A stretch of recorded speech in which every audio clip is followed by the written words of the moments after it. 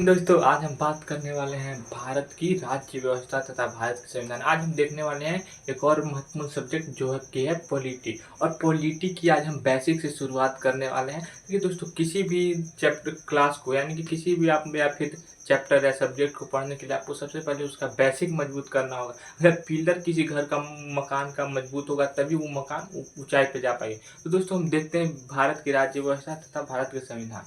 अब यहाँ एक शब्द है भारत के संविधान तथा राज्य व्यवस्था। अब सोच रहे हो कि संविधान राज्य व्यवस्था क्या एक है? तो नहीं दोस्तों, बिल्कुल नहीं। संविधान और राज्य व्यवस्था दोनों अलग अलग है। एक तरफ संविधान है, एक तरफ राज्य व्यवस्था है, दोनों अलग अलग है। तो दोस्तों आखिर भारत का संविधान क्या है? तो हम देखते हैं भारत का संविधान क्या है। तो भारत का संविधान जो है,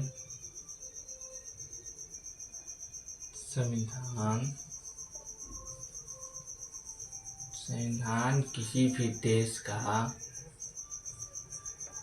संविधान किसी भी देश का सर्वोच्च विधिक दस्तावेज है। क्या दोस्तों? तो संविधान किसी भी देश का सर्वोच्च विधिक दस्तावेज है। सर्वोच्च विधिक दस्तावेज है। विधिक दस्तावेज है।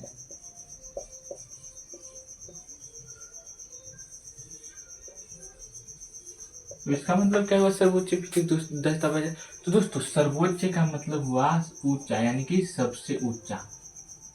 दोस्तों कोई भी कानून है, मान लीजिए कि कोई हेलमेट बाइक संबंधी कानून है, तो सब संविधान के नीचे आएगा। अगर कोई महिला संबंधी कानून है, महिलाओं को ऊपर उठाया जाए, तो ये भी जितना भी कानून है दोस्तों सब संविधान के ऊपर है। यानी कि संविधान सबसे ऊपर है, किसी भी देश का सर्वोच्च है, सबसे ऊपर है। और विधिक का मतलब हुआ कानूनी। कानूनी के मतलब दोस्तों विधि यानी कि कानूनी। कानूनी का मतलब हुआ दोस्तों कि कोई भी देश में कोई नेता बनेगा या कोई मुखिया बनेगा, मतलब कुछ भी बनेगा तो कानूनी रूप से बनेगा, अवैध रूप से। ऐसा नहीं कि अभी अभी मैं राजा साहब हूँ और मेरा बेटा आगे चल के राजा बनेगा, तो ऐसा बिल्कुल नहीं चलता है इसमें। तो संविधान हम कह सकते हैं कि किसी भी देश का सर्वोच्च विधिक दस्तावेज है। ये समझिए, संविधान एक प्रकार के एक नोट्स है जिसपे आप चलते हैं। अब आपके घर में कोई ना कोई नोट्स होगा, नोट्स नहीं होगा, नोट्स के फॉर्म में नहीं होगा, लेकिन कोई ना कोई ऐसा शेड्यूल होगा कि जिससे चलता है। आप अपना रूटीन बनाए होंगे, तो वो भी आपके लिए एक संविधान है जिसपे आपको चलना है। अब बात करें तो विधिक दस्तावेज, अब इसमें क्या होता है? देखिए, पहला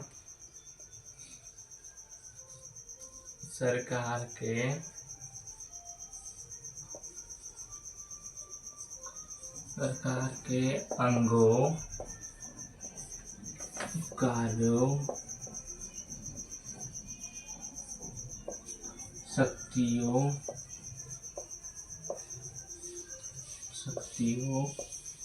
और सीमाओं का निर्धारण करती है। तो सरकार के कार्य, सीमाएं और शक्तियों का, अंगों का निर्धारण करता है। सीमाओं का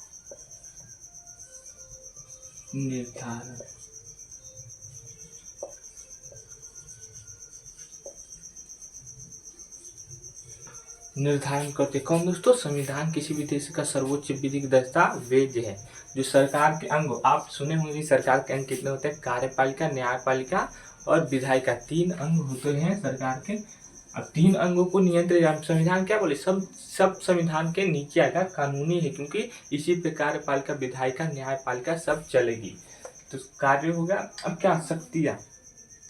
तो दोस्तों मान लीजिए कि आपको एक शेर को मारने जाना है।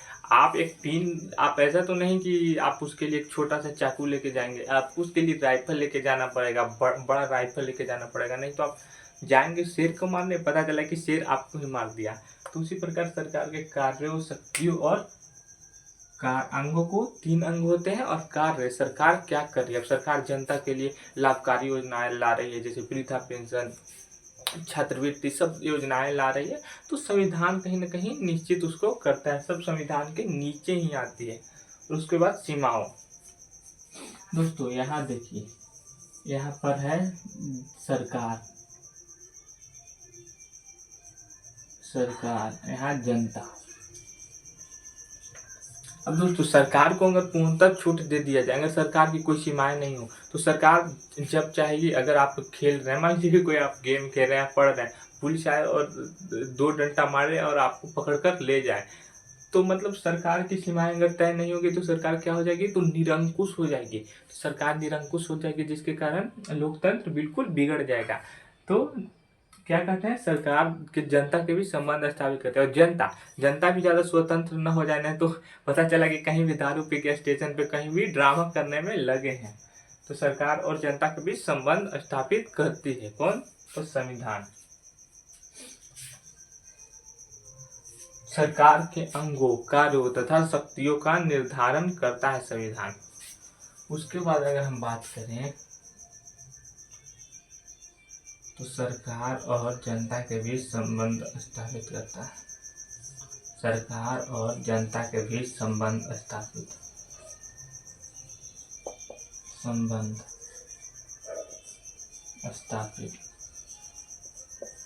दोस्तों सरकार और जनता के बीच क्या संबंध हुआ, तो देखिए दोस्तों, सरकार, मान लीजिए यहाँ जनता है, जनता सरकार को क्या देती है, वोट। बदले में सरकार क्या देती है, जनता को थोड़ा स्वतंत्रता और जनता के लिए लाभकारी कल्याणकारी योजनाएं, प्लस जनता के लिए मूल अधिकार देती है, मूल्य अधिकार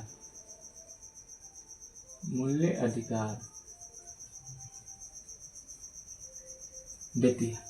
तो कहीं ना कहीं सरकार और जनता के बीच संबंध स्थापित करता है कौन, तो हमारे देश के संविधान किसी भी देश का सर्वोच्च विधिक दस्तावेज है, जो सरकार के अंगों, कार्यों और शक्तियों का निर्धारण करती है और सरकार और जनता के बीच संबंध स्थापित करती है। तो कहीं कहीं दोस्तों आप संविधान क्या है हमारे देश का समझ गए होंगे कि संविधान क्या है। अब दोस्तों एक शब्द आती है संविधानवाद।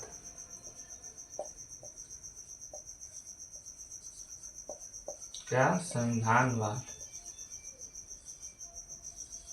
दोस्तों संविधानवाद क्या है, तो दोस्तों कहते हैं कि संविधानवाद हुआ, देखिए कोई भी आप समझिए, अगर आप कोई जाति है, अगर आप जाति के नियम से चल रहे हैं कि जाति, इस जाति से नहीं छूना चाहिए, तो आप क्या कर रहे हैं, जातिवाद। उसी प्रकार संविधान में अभी क्या बोले, दस्तावेज है, नोट्स है, अब संविधान में लिखा है उसके अकॉर्डिंग आप चल रहे हैं, तो क्या हुआ, संविधानवाद। और नहीं चल रहे तो संविधानवाद नहीं हुआ। उसी प्रकार जिस तरह जातिवाद नहीं हुआ।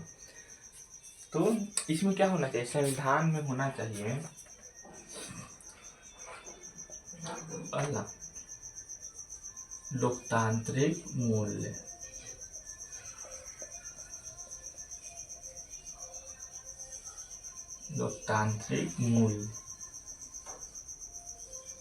जनता के प्रति जवाबदेहिता,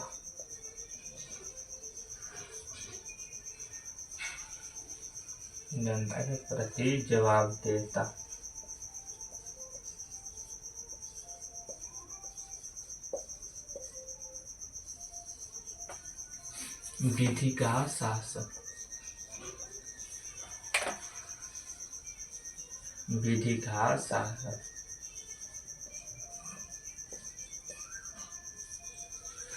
जन भागीदारी। क्या दोस्तों, तो जन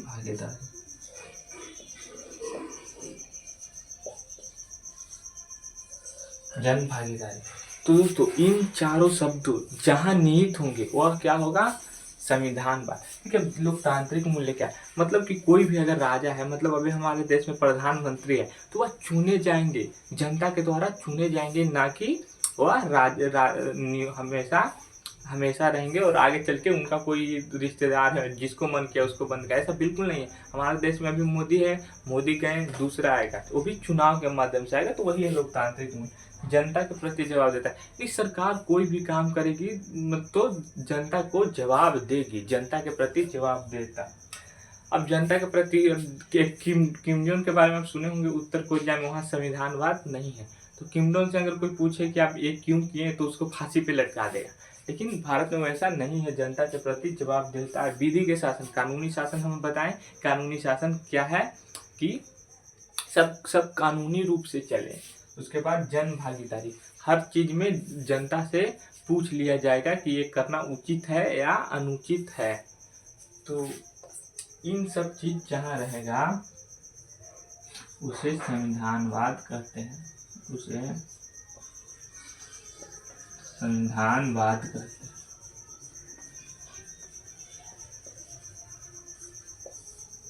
उसे संविधानवाद कहते हैं। दोस्तों ऐसा भी हो सकता है कि कहीं संविधान है लेकिन संविधानवाद नहीं है, और कहीं ऐसा भी हो सकता है कि संविधानवाद है लेकिन संविधान नहीं है। अगर दोस्तों यह चारों अगर लिखा हो, वहाँ चलता हो, जैसे इंग्लैंड में कोई संविधान नहीं है लेकिन वहाँ लोकतांत्रिक मूल्य है, जनता के प्रति जवाब देता है, जन भागीदारी है और विधि का शासन है, तो वह क्या वहाँ संविधानवाद है लेकिन संविधान नहीं है। वहीं अगर हम बात करें इंग्लैंड में यह है, इंग्लैंड में है बिना संविधान के, लेकिन वहीं उत्तर कोरिया में नहीं है।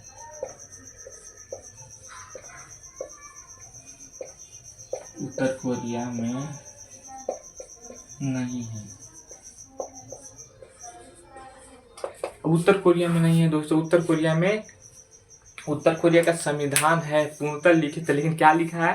लोकतांत्रिक मूल्य नहीं है, राजा का बेटा ही राजा होगा। तो क्या हुआ? लोकतांत्रिक मूल्य है, लोकतांत्रिक मूल्य का अभाव है, तो उसे हम संविधानवाद नहीं बोलेंगे। तो दोस्तों आशा करते हैं कि आप संविधानवाद समझ गए होंगे कि संविधान का होगा लोकतांत्रिक मूल्य और विधि के शासन, जनता के प्रति जवाब देता, जन भागीदारी जहाँ हो उसे क्या कहेंगे? तो संविधानवाद, और जहाँ नहीं होगा उसे संविधानवाद नहीं कहेंगे, अगर संविधान हो अथवा न हो। तो आगे देखते हैं दोस्तों। अभी हम बेसिक के कड़ी में चल रहे हैं, आगे चलते हैं कि क्या क्या आपको आगे चल के मिलने वाला है, जिससे आप आगे चल के आपको कठिनाई ना हो पॉलिटी में। तो दोस्तों 3 शब्द आते हैं। क्या 3 शब्द आते हैं? पहला है राज्य,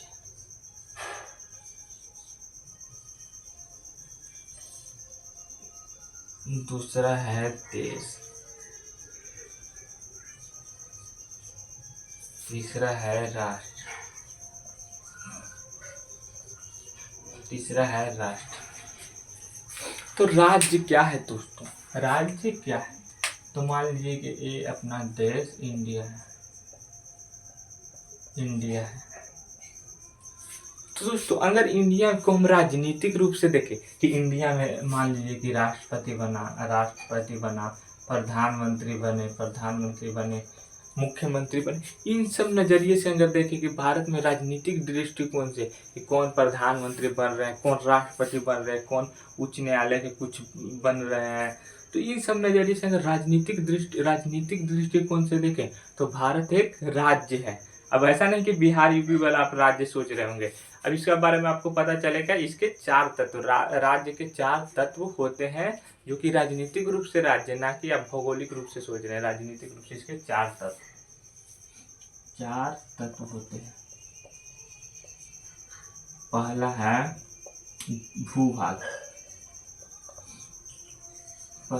भूभाग, दूसरा है जनसंख्या,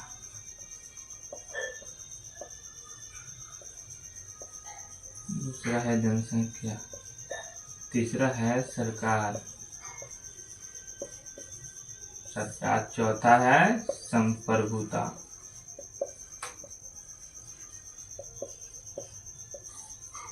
तो हम राज्य कह सकते हैं दोस्तों कि यह राजनीतिक इकाई है। क्या? राजनीतिक इकाई है।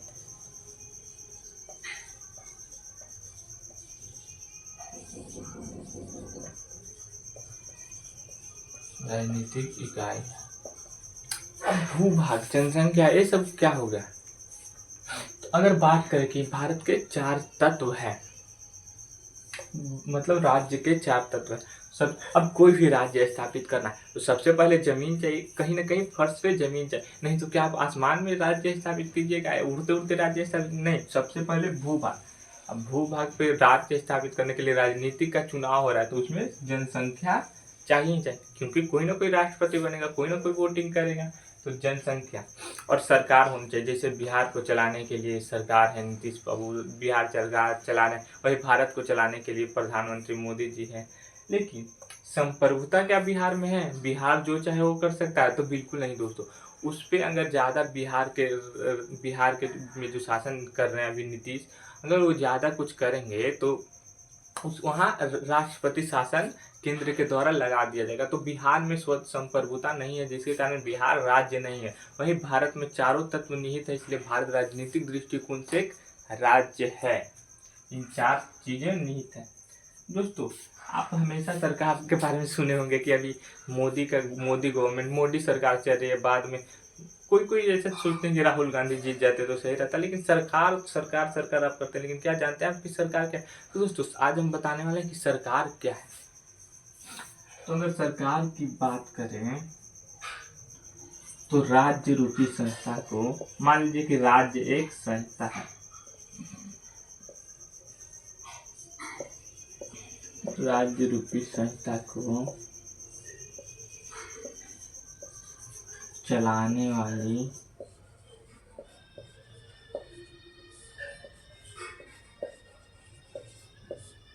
नियंत्रित करने वाली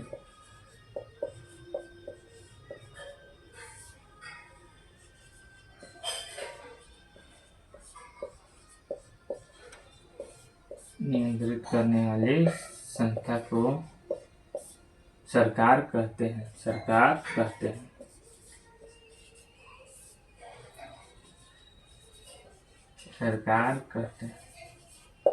दोस्तों बात करें राज्य रूपी संस्था को सरकार कहते हैं, कैसे कहते हैं? तो दोस्तों राज्य को मान लीजिए आप संस्था है, और राज्य को चलाने वाली संस्था जो चला रही है, मतलब अभी मोदी गवर्नमेंट चला रही है। अगर भारत में कोई डैम बनाना है तो मोदी चला रहे हैं, यानी कि चला रही है, नियंत्रित कर रहे हैं। अगर कोई अपराध कर दिया तो मोदी के ऑर्डर, मतलब मोदी जी के ऑर्डर से उसको सजा मिलेगा। तो क्या राज्य रूपी संस्था को कौन चला रहा है? तो सरकार चला रहा है। तो राज्य रूपी संस्था को चलाने वाली, नियंत्रित करने वाली और नियमित करने वाली संस्था को क्या कहते हैं? तो राज्य कहते हैं। अब दोस्तों राज्य रूपी संस्था को क्या कहते हैं? तो सरकार कहते हैं। अब आप सुने होंगे एक और शब्द कि अभी मोदी शासन अच्छा नहीं है, कांग्रेस शासन होना चाहिए।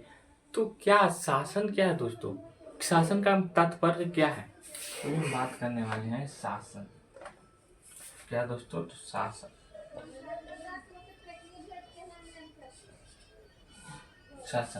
अभी सरकार के बारे में देखें, राज्य रूपी संस्था जो सरकार को, मतलब राज्य रूपी संस्था जो देश को संचालित करती है, राज्य को संचालित करती है, वही सरकार है। सिंपल तौर पे समझे तो अब राज्य शासन या आप राज्य को आपको समझना है तो सोचिए, अगर आपके घर एक संस्था है और आपके मम्मी आपके घर को चला रहे हैं, तो आपके मम्मी ही क्या हुए? तो सरकार हुए।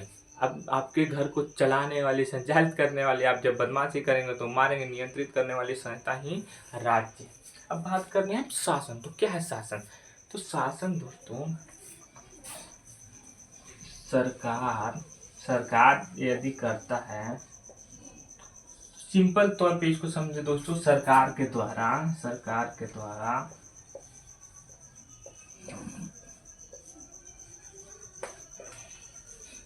काम करने का, सरकार द्वारा काम करने का तरीका। दोस्तों सरकार द्वारा काम करने का तरीका ही क्या है? तो शासन है। अब सरकार मान लीजिए कि एकदम निरंकुशवादी है, कह रही है कि अगर कोई सरकार के खिलाफ आवाज उठाई तो उसको दंड देंगे, तो क्या शासन खराब है? तो इसको शासन बोले। अगर सरकार जन कल्याण के लिए अच्छी अच्छी योजनाएं ला रही तो कहेंगे कि शासन अभी बढ़िया है, तो उसे ही शासन कहते हैं। सरकार के द्वारा कार्य करने का तरीका। मान लीजिए कि आपके घर में आपके पापा सरकार है, पापा क्या कर रहे हैं? आपको बहुत ज्यादा मार रहे हैं, मतलब आपको मार नहीं रहे हैं, तो आपके पापा क्या हुए? आपके पापा शासन कर रहे हैं, उनका शासन बढ़िया है। तो आप शासन समझते होंगे दोस्तों। इसके बाद एक टर्म आता है सुशासन।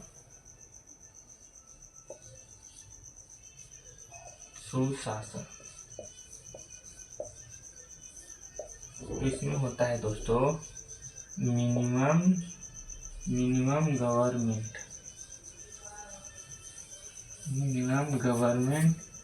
मैक्सिमम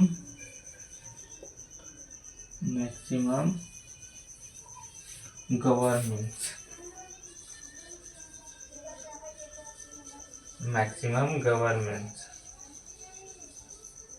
तो दोस्तों मिनिमम गवर्नमेंट से क्या तात्पर्य है? तो मतलब कि सरकार की जो शक्ति है, सरकार की शक्ति और सरकार का आकार छोटा हो, लेकिन सरकार जन कल्याण के लिए योजनाएं अच्छी अच्छी ला रही हो, उसे ही सुशासन कर। आप इसको सिंपल तौर पे ऐसे समझे, मान लीजिए कि आपके घर में अच्छा शासन से तात्पर्य हम समझे, तो अगर आपके घर में ज़्यादा परिवार होंगे तो कोई भी डिसीजन, मान लीजिए कि आपको कहीं पढ़ने जाना है, तो उसको लेने के लिए 10 ज़्यादा लोग होंगे, यानी कि सरकार का आकार बड़ा होगा।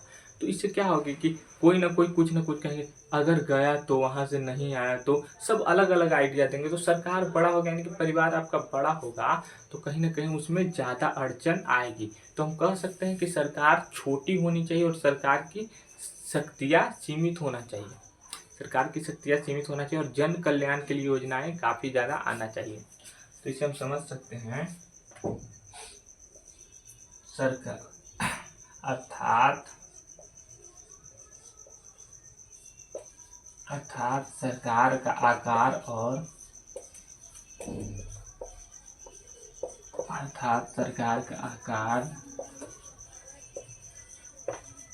आकार और शक्ति छोटा होना चाहिए, छोटा होना चाहिए,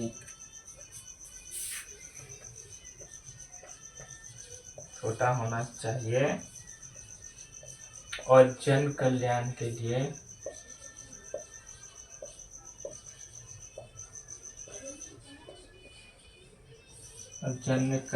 के लिए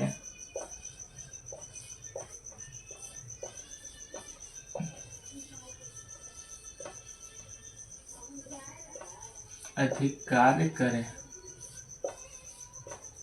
तो क्या समझे दोस्तों, मिनिमम गवर्नेंस, सरकार का आकार और शक्ति कम होना चाहिए और जनता के लिए कल्याणकारी योजनाएं ज़्यादा से ज़्यादा लाएं, that is called good governance, की सुशासन। तो सुशासन आप देख लिए होंगे दोस्तों। अब हम बात करने वाले हैं देश क्या है। अभी हम राज्य देखें राजनीतिक दृष्टिकोण से, अभी हम बात करने वाले हैं देश के बारे में।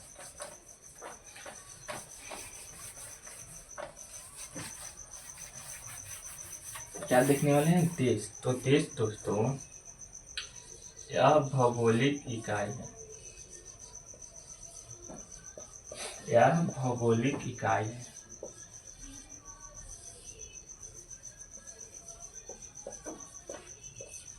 भौगोलिक इकाई क्या है दोस्तों, तो भौगोलिक इकाई से तात्पर्य है कि देखिए हम बताते हैं।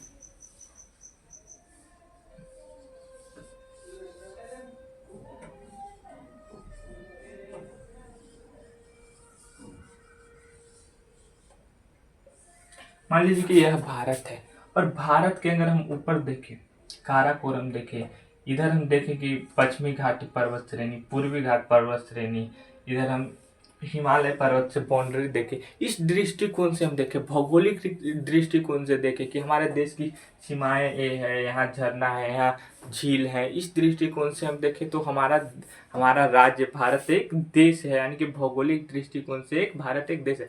अब इसके बारे में आप सोच रहे होंगे कि देश राज्य सब कहीं एक तो नहीं, आप गलत तो नहीं पढ़ा। तो दोस्तों चौथा जो मूल कर्तव्य उसमें आप एक चौथा मूल्य कर्तव्य क्या है, तो उसमें है कि अपने देश की रक्षा करना है, और समय आने पर जाना है, अपने देश की रक्षा करना है, अपने राष्ट्र की सेवा करना है। यानी कि देश की रक्षा से क्या तात्पर्य है दोस्तों, तो भौगोलिक सीमाओं की रक्षा करना है, भौगोलिक सीमाओं को नहीं टूटने देना है, और राष्ट्र की रक्षा करना है, मतलब अपने सांस्कृतिक और राष्ट्र के बारे में भी हम बताते हैं। तो कुल मिला के देखेंगे तो भौगोलिक दृष्टिकोण से अगर हम देखें तो हमारा भारत एक क्या है, तो देश। अब हम बात करते हैं दोस्तों कि राष्ट्र क्या है। तो राष्ट्र दोस्तों यह एक सामाजिक एवं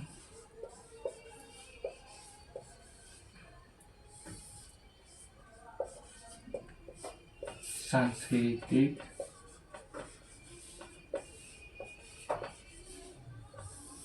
पक्ष है। दोस्तों सामाजिक एवं सांस्कृतिक पर देखिए, अब हमारा देश भारत है, तो भारत के बाहर भी राष्ट्र हो सकता है। राष्ट्र का मतलब है सामाजिक, हम क्या खाते हैं, हम क्या हमारे मनोरंजन का साधन, जैसे हड़प्पा सभ्यता में मनोरंजन के साधन नृत्य था, घोड़दौड़ नहीं था दोस्तों, नृत्य था, फिर जानवरों का लड़ाई था, यही सब था सामाजिक। तो सामाजिक हमारा क्या है, अब सामाजिक क्या है और संस्कृति हमारी क्या है, हमारी संस्कृति कैसे कपड़ा पहनना है, हमारे बोल चाल क्या है, हमारे रहन सहन क्या है। तो हम राष्ट्र कहीं ना कहीं सामाजिक और सांस्कृतिक पक्ष है। राष्ट्रवाद के बारे में नाम सुने होंगे, क्या राष्ट्रवाद, तो राष्ट्रवाद से क्या तात्पर्य है दोस्तों, तो राष्ट्र के लिए जागना, कि हम अपने संस्कृति और समाज को बचा कर रखें। तो राष्ट्रवाद एक सामाजिक एवं सांस्कृतिक पक्ष है। अब इसके बाद हम बात करें दोस्तों, तो यह राज्य है, राज्य है, मान लीजिए कि यह इंडिया है, इंडिया है, यह यूएसए है, यहाँ यूएसए के एम्बेसी है या दूतावास है, दूतावास है, यहाँ भारत इंडिया की दूतावास है।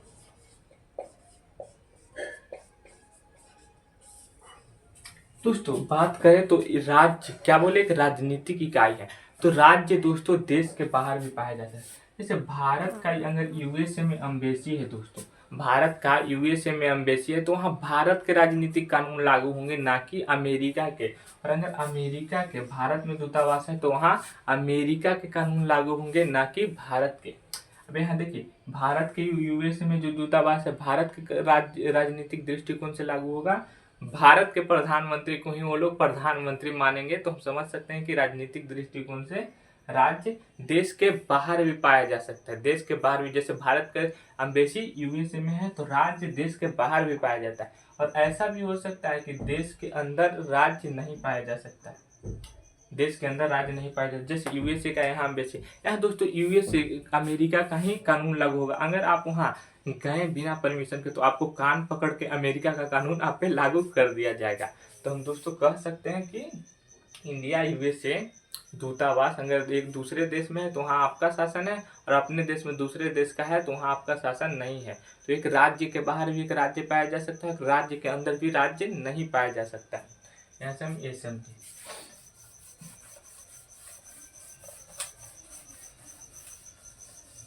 तो इसको आप लिख सकते हैं कि आप लिख सकते हैं कि एक राज्य के बाहर भी, या एक राज्य के बाहर भी एक राज्य पाया जा सकता है।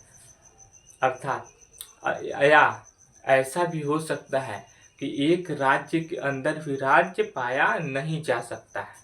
क्या दोस्तों, तो एक राज्य के बाहर भी एक राज्य पाया जा सकता है, और ऐसा हो सकता है कि अपने राज्य में भी एक राज्य नहीं पाया जा सकता है। तो आप समझ गए होंगे। अब बात करें तो राष्ट्र,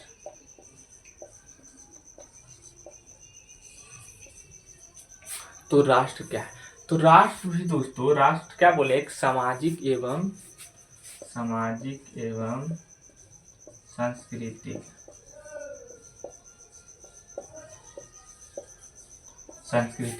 तो दोस्तों ऐसा भी आप देखे होंगे कि अमेरिका में भारत के कई सारे लोग रहते हैं, आप फिर कई सारे देश, जर्मनी में भारत के लोग रहते हैं। तो दोस्तों सामाजिक एवं सांस्कृतिक क्या है, तो एक राष्ट्र का टुकड़ा हो सकता है, यानी कि एक राष्ट्र मतलब एक राष्ट्र का टुकड़ा हो सकता है,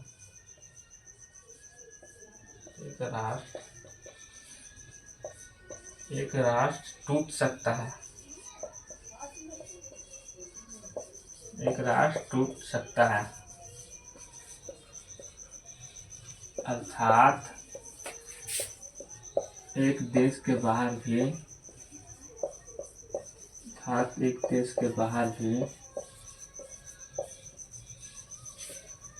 राष्ट्र पाया जा सकता है।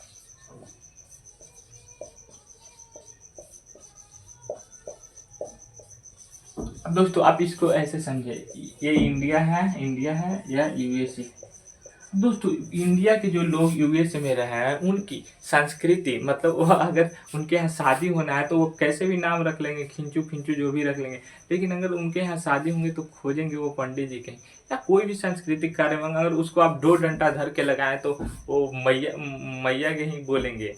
क्या बोलेंगे दोस्तों? अरे माई ही बोलेंगे। तो उसी तो भारत के कहीं ना कहीं संस्कृति वहाँ और सामाजिक पक्ष वहाँ निहित है, कहाँ? अमेरिका में।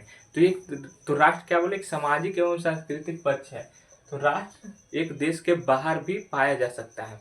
जैसे अब भारत के लोग अमेरिका में बड़े पैमाने पर एक एक जगह पे रह रहे हैं, तो उनका खाना पाना रहना ही सहना ही भारत के तरह ही होगा। तो एक देश राष्ट्र सामाजिक एवं सांस्कृतिक पक्ष तो बाहर भी हो सकता है। अब दोस्तों अगर हम बात करें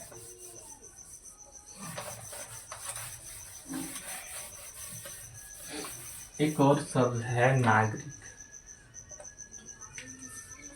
तो दोस्तों अब बात करते हैं दोस्तों आगे की क्लास में, आगे का बेसिक, एक क्लास और हम बेसिक लेंगे, उसके बाद दोस्तों उद्देशिका चैप्टर से स्टार्ट करेंगे।